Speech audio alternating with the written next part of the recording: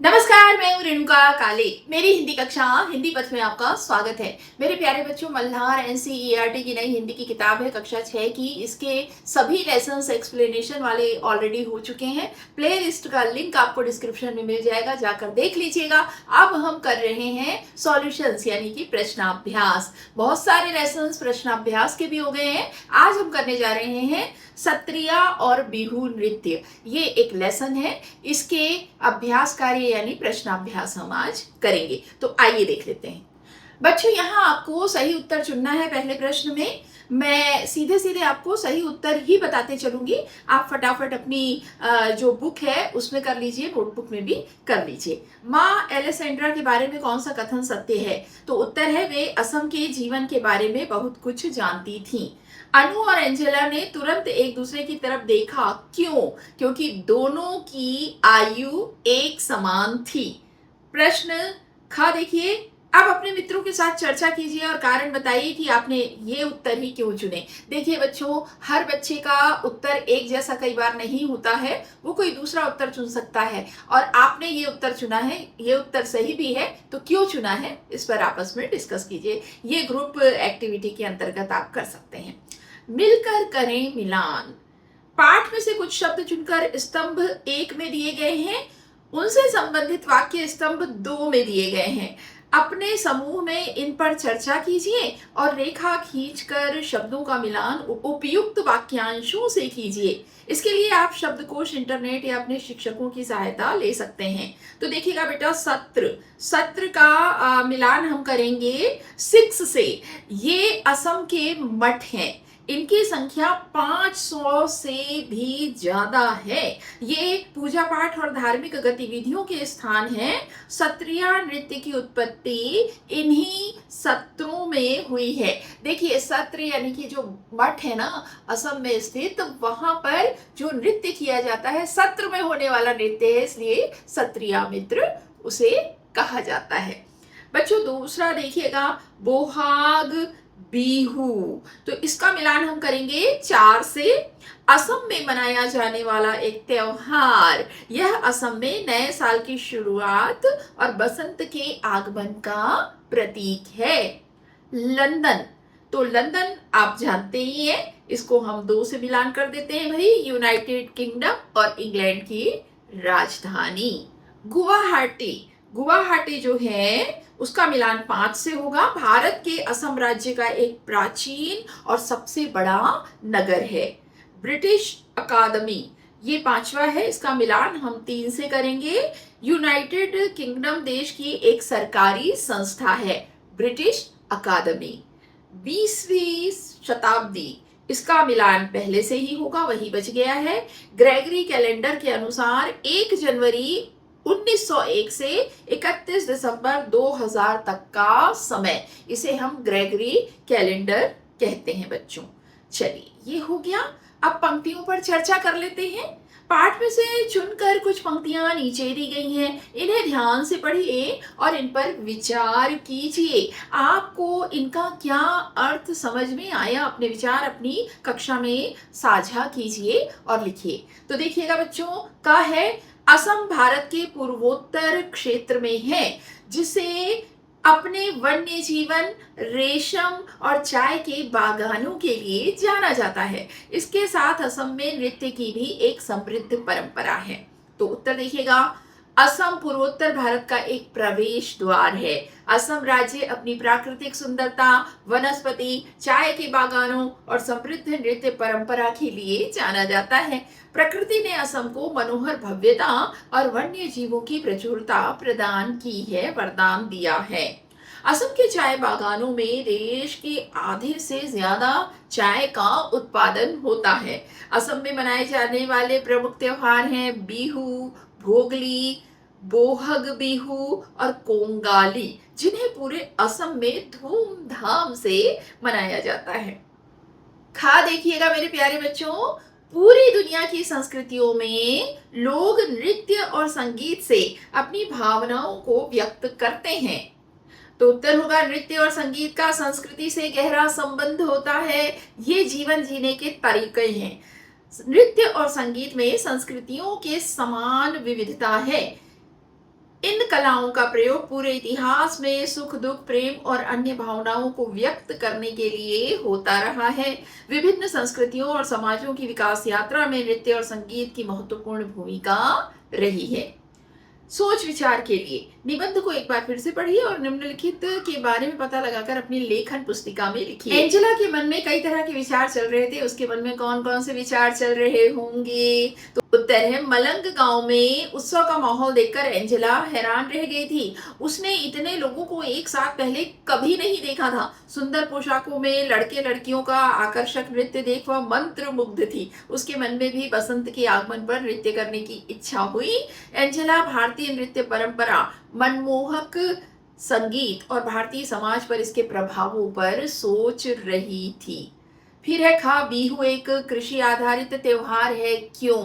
तो उत्तर देखिएगा, असम का बिहू नृत्य ग्रामीण जनजीवन के साथ साथ फसल लगाने से लेकर बसंत के आगमन तक से जुड़ा हुआ है।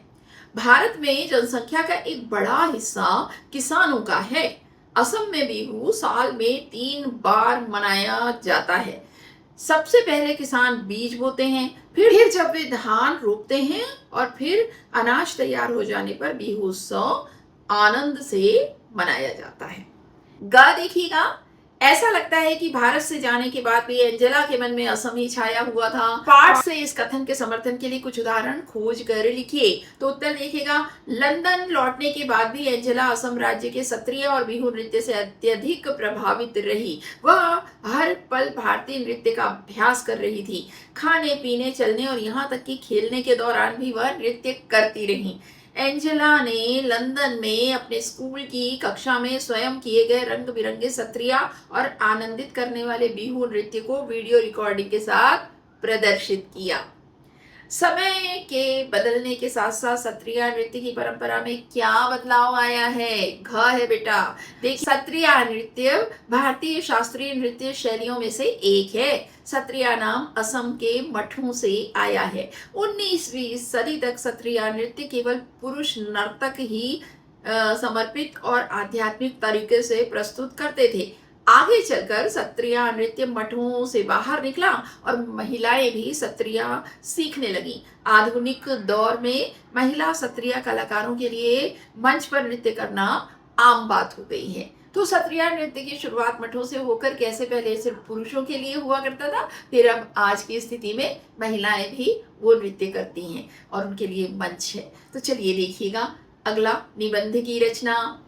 गुवाहाटी के एक होटल में सामान्य होने के बाद वे सभी शाम बाके एक गांव मलंग में गए। वहां पहुंचने पर मां ने एंजेला को बताया कि बिहू एक कृषि आधारित त्योहार है। असम में बिहू साल में 3 बार मनाया जाता है। इन वाक्यों में बिहू और असम का ऐसा रोचक और सरस वर्णन किया गया है कि लगता है मानो हम कोई कहानी पढ़ रहे हैं।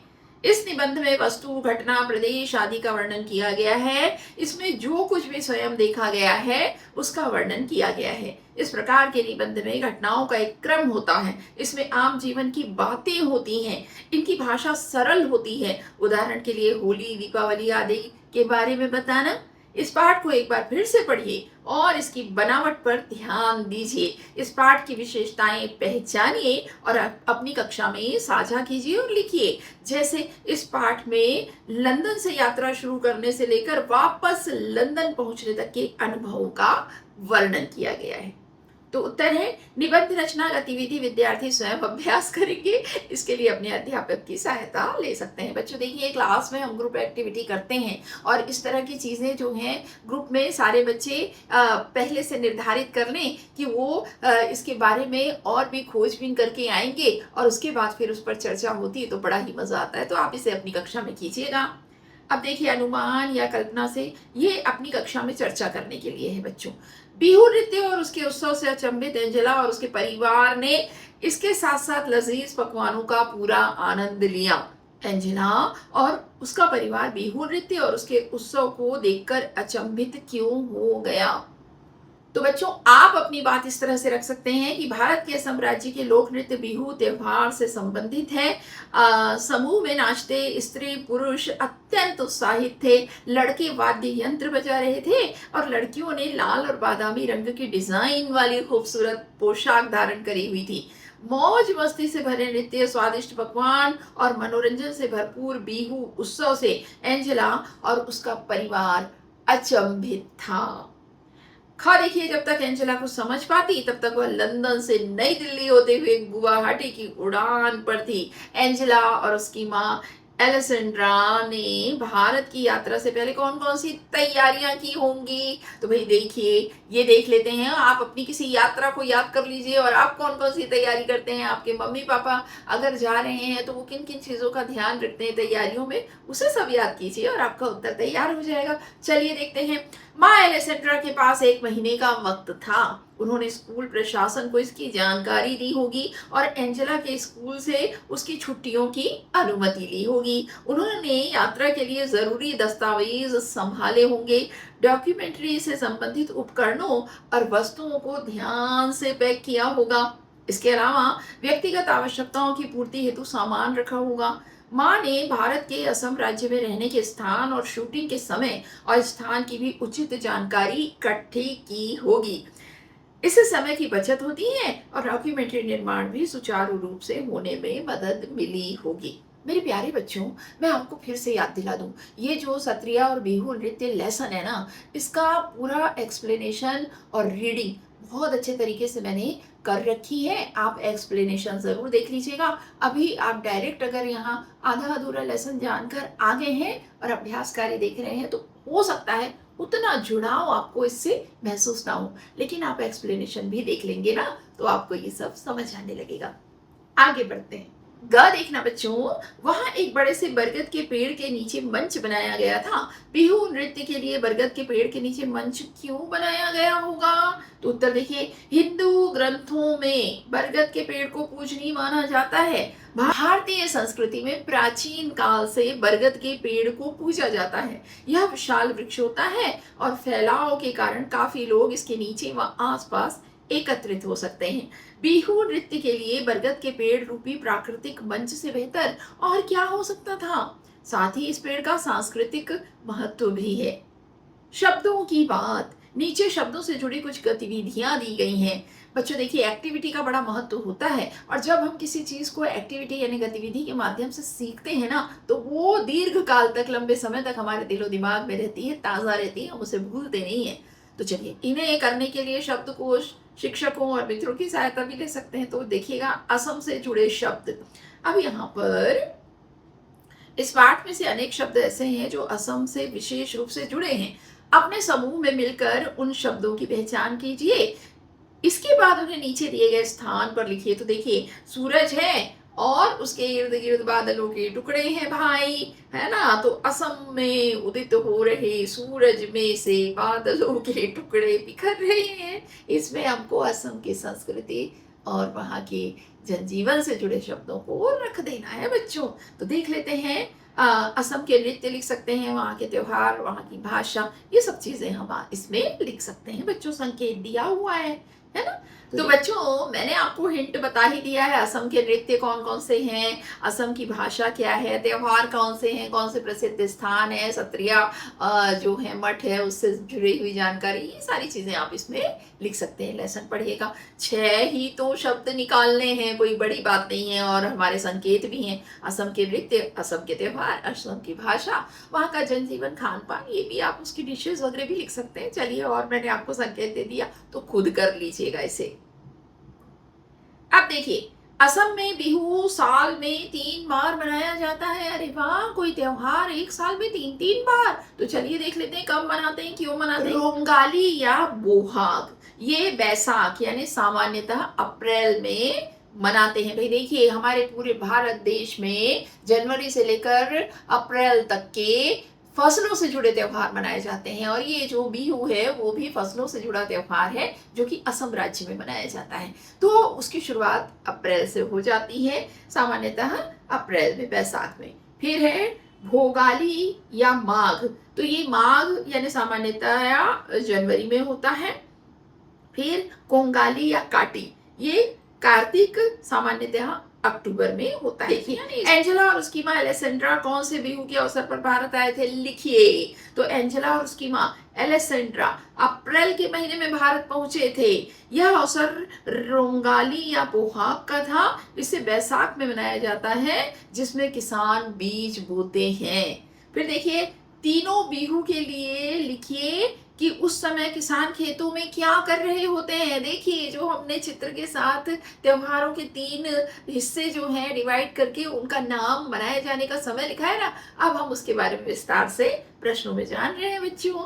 असम में बिहू साल में 3 बार मनाया जाता है। सबसे पहले किसान बीज बोते हैं और इसे रोंगाली या बोहाग कहते हैं। दूसरी बार धान रोपने पर, जिसे भोगाली या माघ कहते हैं। तीसरा जब खेतों में अनाज तैयार हो जाता है ना, तब मनाते हैं। इसे कार्तिक यानी अक्टूबर से मनाया जाता है और इसे कोंगाली या काटी कहते हैं। काटी से ही स्पष्ट हो रहा है कि फसल काटने का, भाई अनाज तैयार हो गया, काटने का समय आ गया, फसल पक गई है। पूर्वोत्तर की यात्रा, चलेंगे? चलिए चलते हैं, देखते हैं क्या है यहाँ पर। असम भारत के पूर्वोत्तर राज्य में स्थित है। असम के अतिरिक्त पूर्वोत्तर राज्य में 7 अन्य राज्य भी हैं। इनको 7 सिस्टर्स कहते हैं बच्चों। आप जानते होंगे पूर्वोत्तर के राज्यों को। आपको अवसर मिले तो इसमें से किसी राज्य की यात्रा कीजिए। 8 राज्यों के नाम हैं: अरुणाचल प्रदेश, सिक्किम, मिजोरम, मेघालय, त्रिपुरा, नागालैंड, मणिपुर और असम। तो बच्चों देखिएगा, असम के अलावा 7 राज्य और हैं पूर्वोत्तर में।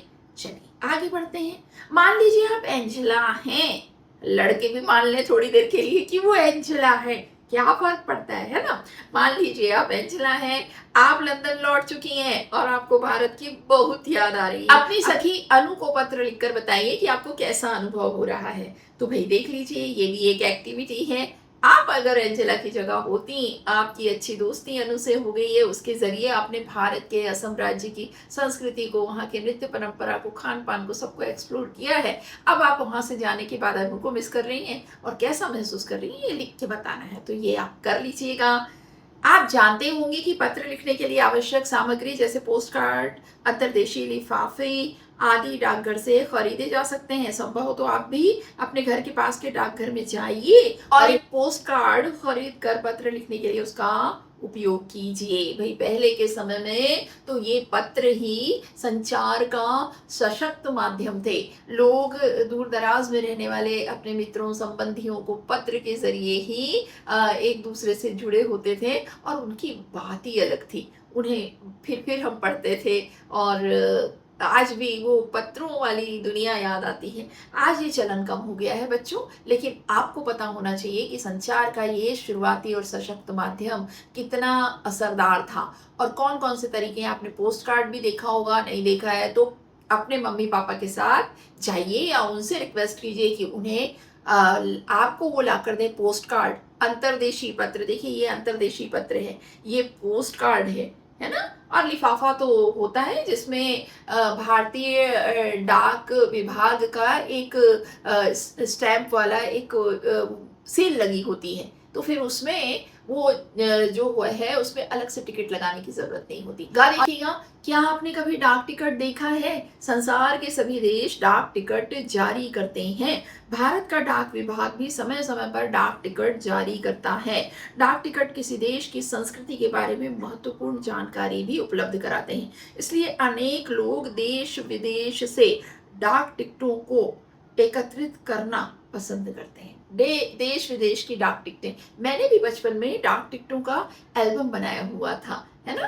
तो बड़ा अच्छा लगता था और मेरे पास बहुत सारे देशों की डाक टिकटों का संग्रह था और अलग अलग विशेष मौक़ों पर जारी किए गए, किसी के महान व्यक्तित्व के सम्मान में जारी किए गए डाक टिकटों का भी संग्रह था। अब वो फाइल जाने कहाँ खो गई है। तो बच्चों आप ऐसा मत करिएगा, अपने बचपन के शौक जो है ना, जिसे मेहनत से आपने संजोया है, उसको आगे के लिए भी संभाल कर रखिएगा। और मुझे एक शौक और था, सिक्के कलेक्ट करने का। वो तो मेरे पास आज भी हैं, बहुत शुरुआती दौर के और कुछ अलग अलग देशों के सिक्के भी मेरे पास हैं। तो ये छोटे छोटे शौक जो होते हैं ना, वो हमें बड़ा एक ज्ञान के ना असीमित भंडार से परिचित कराते हैं। हम बात बात में पता ही नहीं चलता, शौक तो शौक है ही और हम चीज़ों को जानते भी हैं बच्चों। तो आप करिएगा, ऐसा कोई शौक होना चाहिए। अब देखिएगा, अभी मैंने कहा कि महान व्यक्तित्व जो होते हैं तो अब वो देश जो जिस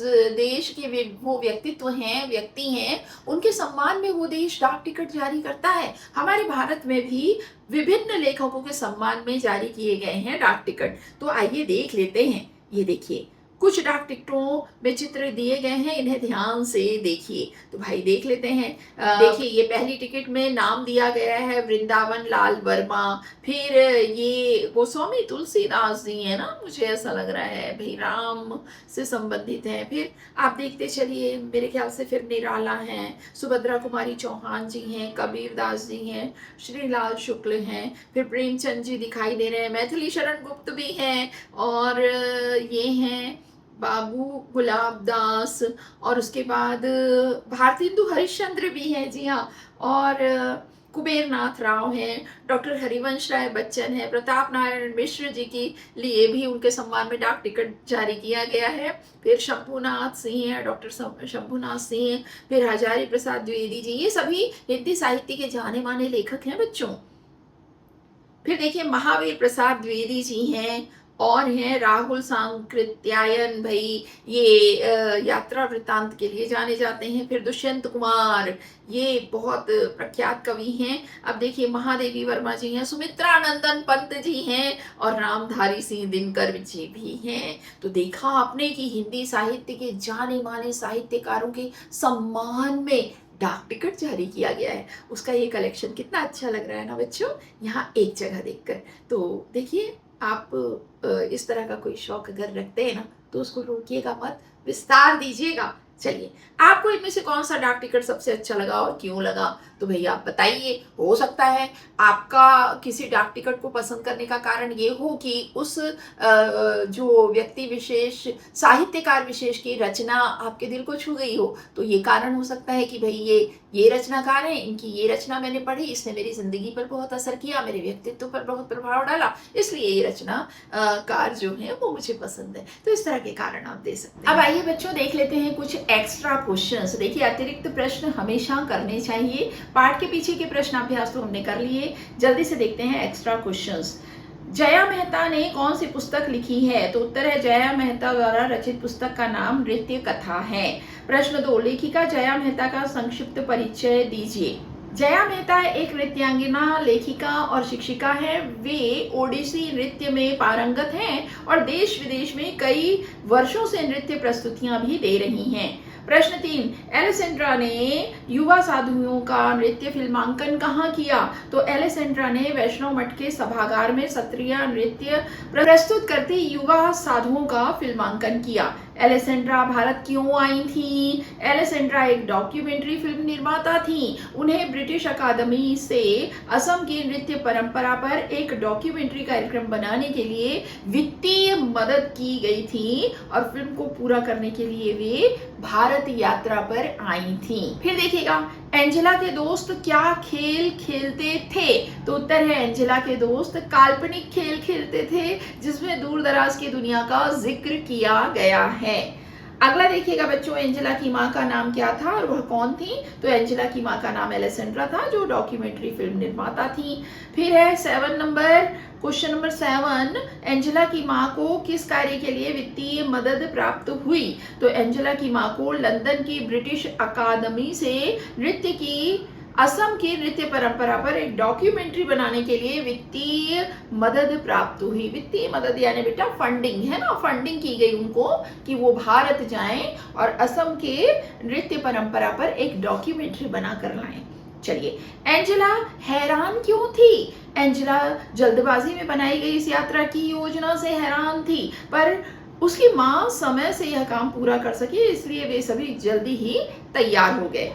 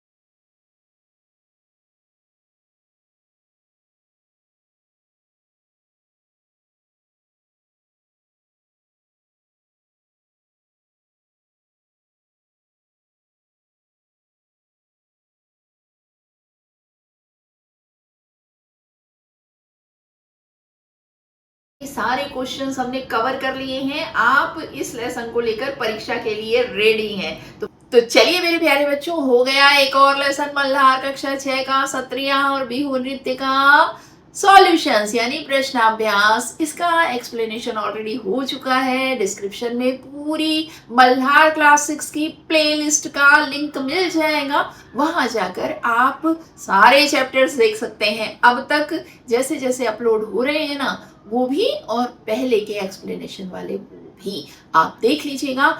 मेरा वादा है आपसे कि आपको फिर कहीं और जाने की जरूरत है नहीं, सब कुछ आपको बहुत अच्छे से समझ आ जाएगा। तो चलिए आज की कक्षा यहीं तक।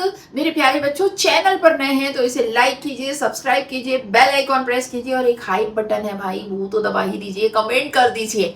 इससे होगा ये कि ये जरूरतमंद लोगों तक वीडियो ज़्यादा से ज़्यादा पहुंच जाएगा। कुछ भी नहीं करना है आपको, सिर्फ सब्सक्राइब करना है, लाइक करना है, कमेंट कर देना है। चलिए कर लीजिएगा, क्योंकि आने जाने का सिलसिला बरकरार रखना है ना। तो चलिए मिलते हैं अगली कक्षा में, तब तक के लिए स्वस्थ रहिए, मस्त रहिए और दीजिए अनुमति हिंदी पद से अपनी काली मैम को नमस्कार।